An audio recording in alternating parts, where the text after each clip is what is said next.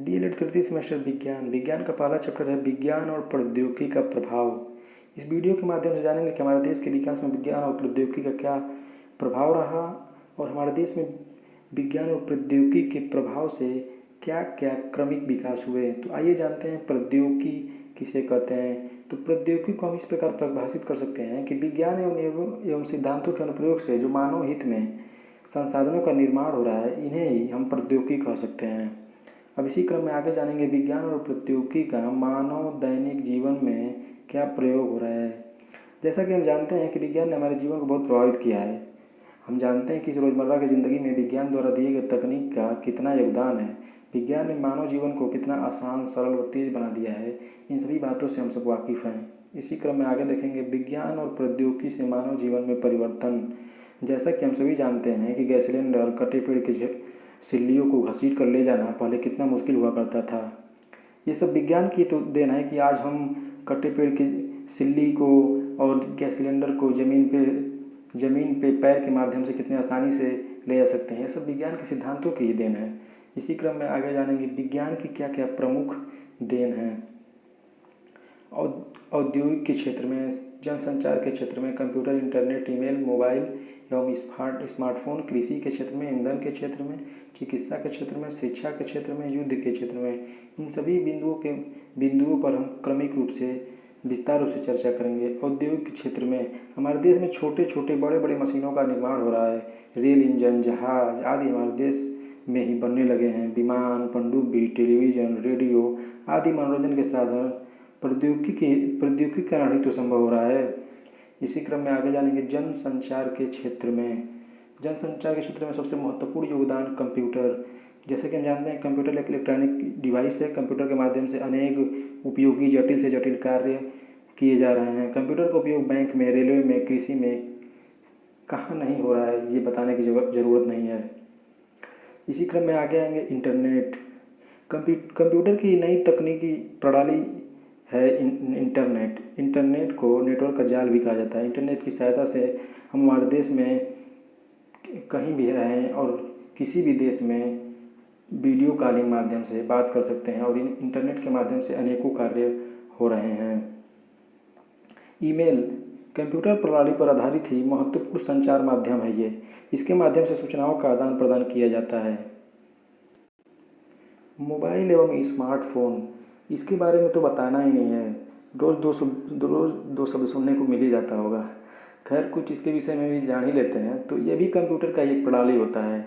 ये भी एक प्रकार का इलेक्ट्रॉनिक डिवाइस ही है।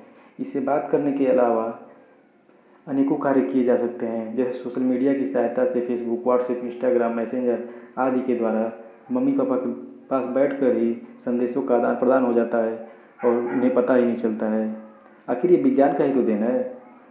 इसी क्रम में आगे जानते हैं कृषि के क्षेत्र में क्या महत्वपूर्ण योगदान हुए हैं।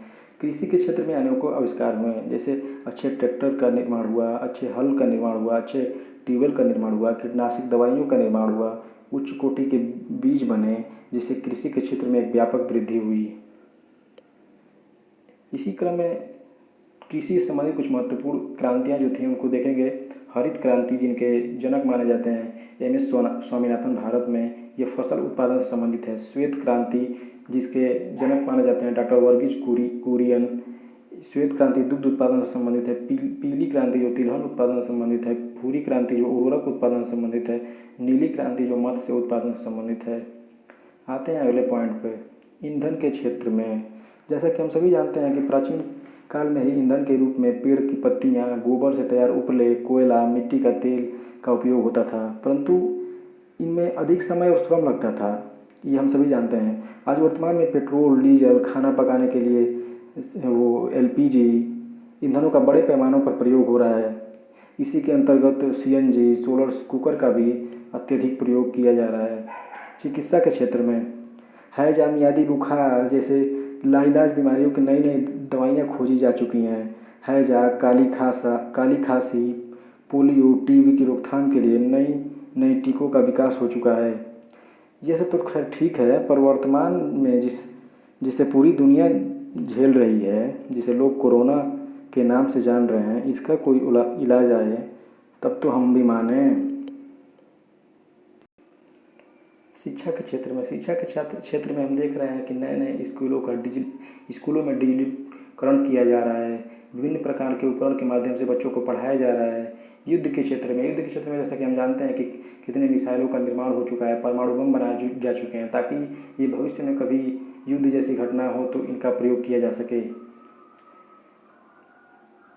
आगे देखेंगे विज्ञान और प्रौद्योगिकी के विकास से हानियाँ क्या क्या हैं।